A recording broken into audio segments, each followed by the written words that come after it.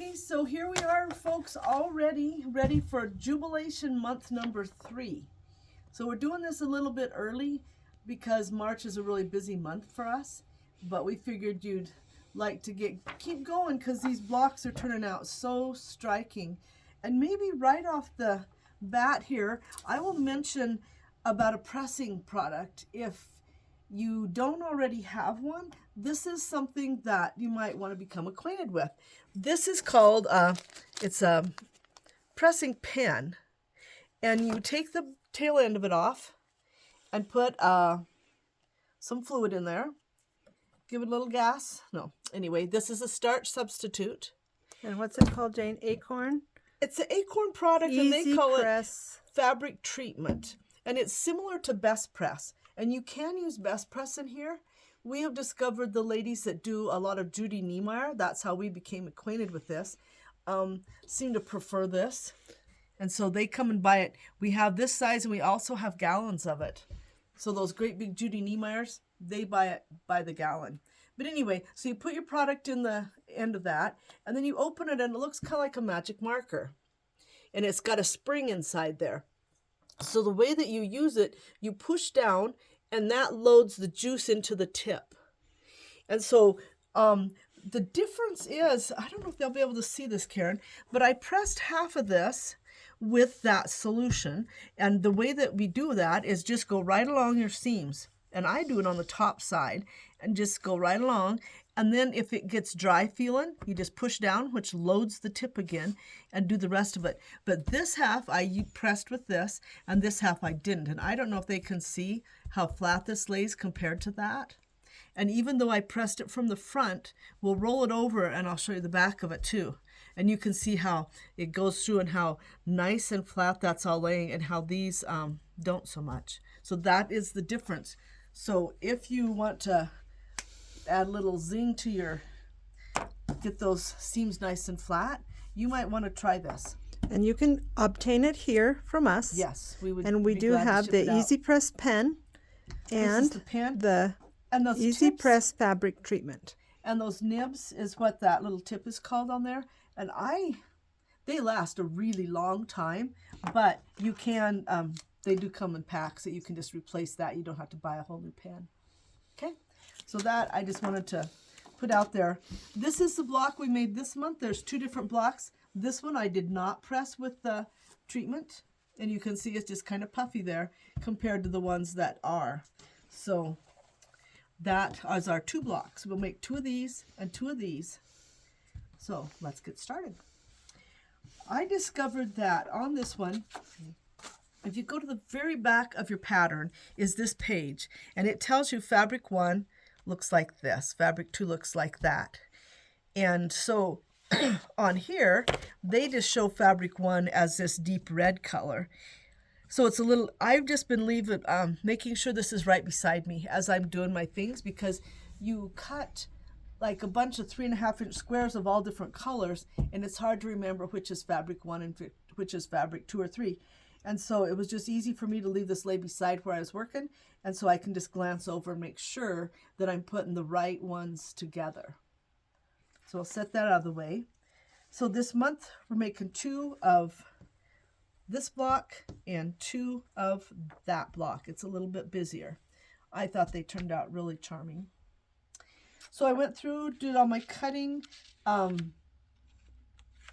That's pretty straightforward. I think everything pretty much we've done before, but we'll just go run through it again, Karen, just in case. Okay. So this is at the very beginning. This is step number 1, and it shows them to take, let's see, take 4 of the fabric 11 squares, which is, for me, is white. For them, it's that light color. And go ahead and use your magic wand or something similar. And I marked down both sides on both diagonals. And then I laid it on top of my whatever number fabric that one was, number 1, and sewed on both of those lines. And then when you go to cut, on the directions, it tells you in what order they think you should cut. And I marked on here so you can see where I'm going to cut. So they said cut up and down first, and that's going to be at 3 1/4. Let's see, where's my rotary cutter? There we go. I don't normally cut beside that. I'm going to move that. My fingers are kind of close to that's the what I was blade. thinking. That is a narrow ruler to cut beside. Anyway, I don't need to trim my fingernails today. Or your fingers. Yes. Okay, and it just turns out that we're going right through those X's, so that's kind of handy. So I'll cut that one. And I'm going to just turn mine. If you have a rotating mat, which I didn't bring over here, you could just turn it easily. We'll do this, and you can see this is at 3 1/4. Cut right through there. Okay, and now you could just cut with your rotary cutter through both of those. I'm just going to grab a pair of scissors, and we'll just cut through each of these. And this is called the 8 at a time half square triangle method. And then they're going to have you press these open. Press the seams open. And you will notice that on all of these, there is like 2 stitches at the end.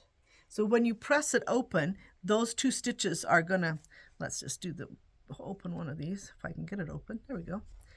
And when you open that, so I would just run my iron down there, and that opens just fine. And then here's those couple stitches, and when you're pressing, you can just open it like that. And on every one of them, it will have a couple stitches at the end. So Jane, if you're using the fabric treatment at this point of pressing, would you use it also? You could. I don't know that I would yet. You'd use it when you put the block together? I was just using it when I was doing my final. Okay. I didn't have any problems that I felt like I needed it for before that. But you could. You certainly could. But I just gave those a quick press, got those all ready, and then you're going to come back through, and it says, so press the seams open, trim the units to 2.5 inches. So get out your, let's see, do I have it here? Yeah, we do. Your Tucker trimmer, and okay, so this, here's one that's, no, we'll just use this one, even though it's not pressed real well. And we are going to, this says for whole numbers, over here is for half numbers, and we're going to go to 2.5. So we're going to line that right up, right down the 2.5, right down the center.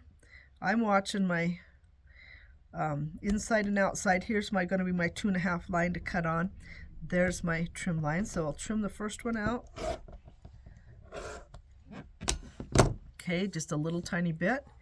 Then I'll roll that around. And you can see it needs to be pressed, but since it's not and we're videoing, we're just going to use it anyway. Lining that up nice and tidy. My outside edge there.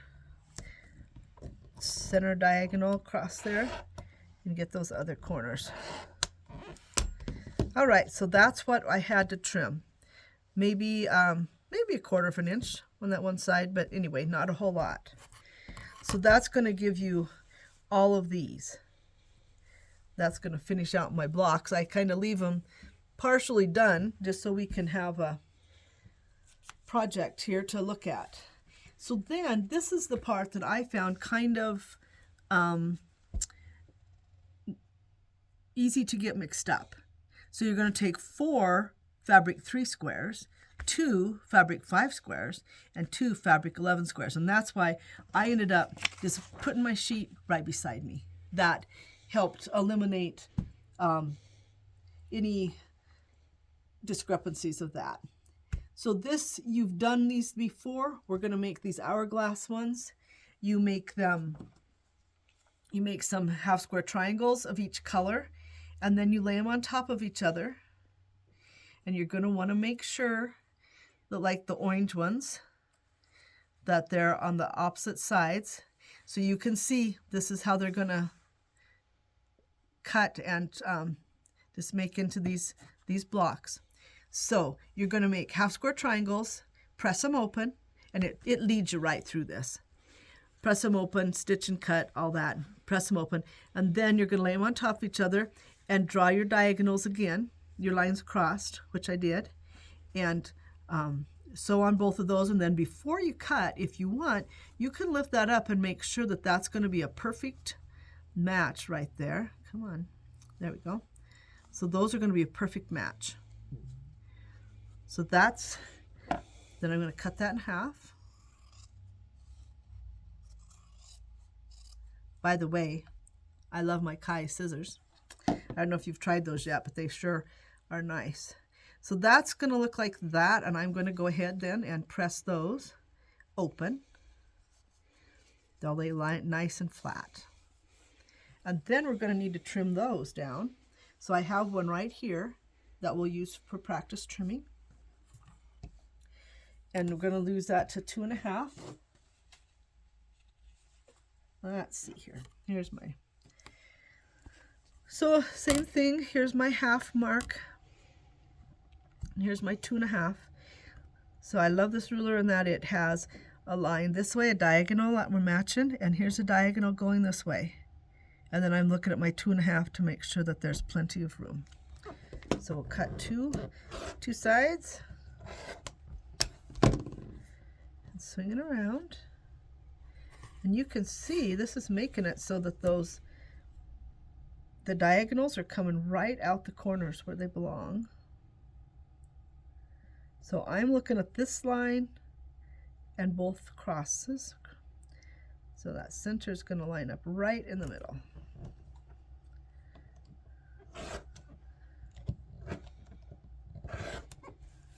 There we go. All right, so we've got, that's how your hourglass pieces come to be. And this one, let's see, where did it belong? It's this right piece right here. All right. Then we've got, make sure, they call it, watch your orientation, and you can see that this piece is going to be the one that goes right here. Okay, but you can see you need to make sure that this white piece matches that or hooks onto that white piece. But the pictures are wonderful. So that was what we just did and trimmed down, and then we went ahead and put this together. They show you very well which direction to press your seams. Almost all of them are pressed open. The only one that I noticed that wasn't are these right here. So that's how you make this corner piece. Then when you bring it over here, everything is pressed open. Then you're going to go through the same steps with different fabrics, and that's why I really like to have my paper sitting beside me, and pretty much do the exact same thing with just a few more steps, and then get those pressed nice. So there's 2 of each of those styles, and then you're going to make there just a couple of these large half square triangles. I have not trimmed mine down yet. These, and it says press the seams open, so I'm to that step. That was on page 19. And then on page 20 it says trim the units to 5.5. And so I would do that same thing. These are steps I'm sure that are familiar to you by now. And 5.5, so I'm going to look for my half moon, come clear out here to the 5. And I have been doing it, if they are perfect like this, I don't, like this is matching exactly, and that, I don't even bother to trim twice. I just go ahead and trim it all off of 2 sides instead of swinging it around. There's not much to trim. Boy, you can see that. Not much to trim there. I would go ahead and trim off the little tails, and that one was ready to go. So you would go ahead and do that to your big blocks, label them, block M, block N, unit L2, unit L4, and we are moving right along. We'll get going again on the number 4. If you want to get started on month number 4 before we do, it's the exact same block that we did in month 1, only in month 1 it was colored with white little triangles, and on this one the white's the big part and the color, and we're going to do a whole bunch of them, a total of 88 of them, but it's already something you've done. So if you want to get going on it, you can. The pictures are nice. So the pattern shows you so well, and then go ahead and get those sewn together. So that month might take us a little while, but we'll be back soon with month number 4. So let us know how you're doing. We'd like to hear from you, and we'll see you soon.